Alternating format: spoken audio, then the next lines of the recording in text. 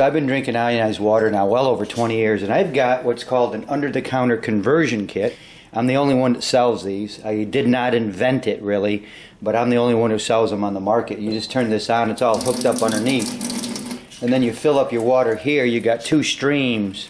You have the alkaline stream, and then you have the acid stream, and when it goes into cleaning mode, then they switch. So you can hear it beeping now. What you've got is acid water and alkaline water here. So that's what you've got now. So we always put it into cleaning mode, and when it goes into cleaning mode, let it go through cleaning mode. I drink it up! That's healthy. This is how I do it. Under-the-counter conversion kit. I've probably had one about 10 years now, and as I said, this is how I start my day every day. It's 2 glasses of alkaline ionized water like this. A lot of people say Kangen water is different, it's better. It's the same thing. You're running water over a positive-negative electrode, you're creating positive-negative ions in the water, and then you're separating through a membrane. So you're producing a very acid water and a very alkaline water at the same time. It comes out instantly, and the alkaline water is a powerful antioxidant. Has an abundance of electrons, an abundance of hydrogen, active hydrogen, negative charge. It's very alkaline, and it's extremely detoxifying, which is very, very hydrating. It's got a hexagonal water molecule cluster structure to it, and that's what you find throughout nature. If you don't believe me, read Dr. Gerald Pollack's book, Fourth Phase of Water. It really tells you everything that you need to know about alkaline ionized water, and that it's found everywhere in nature. The phases of water. Now, we've all learned that there's a solid phase, a liquid phase, and a vapor phase.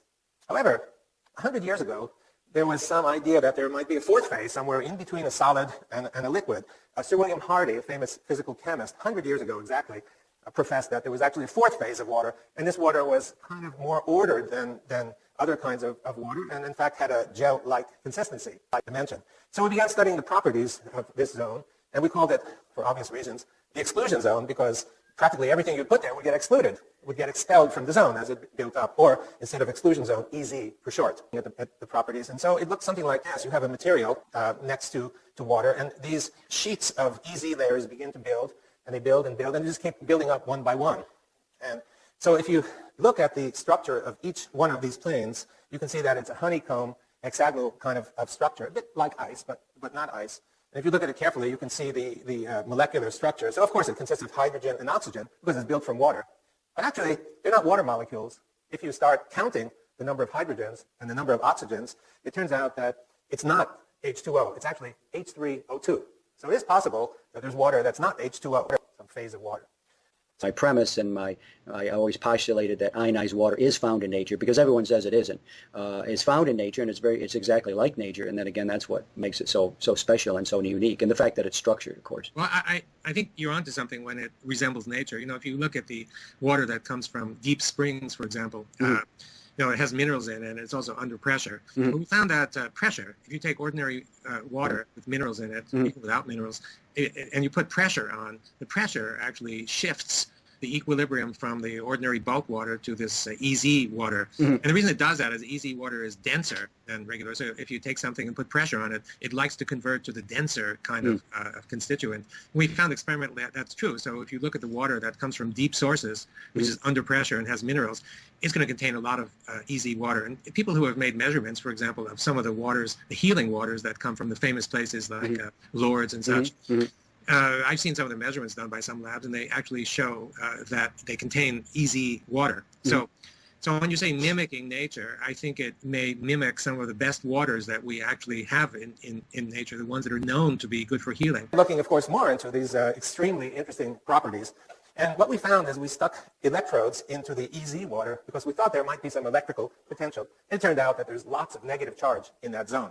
Auditorium, if we were to turn out all the lights, including the floodlights, and I pulled out my infrared camera and looked at the audience, you'd see a very clear, bright image. And if I looked at the walls, you'd see a very clear image. And the reason for that is that everything is giving off infrared energy. You're giving off infrared energy. That's the energy that's most effective in building this charge separation and this fourth phase.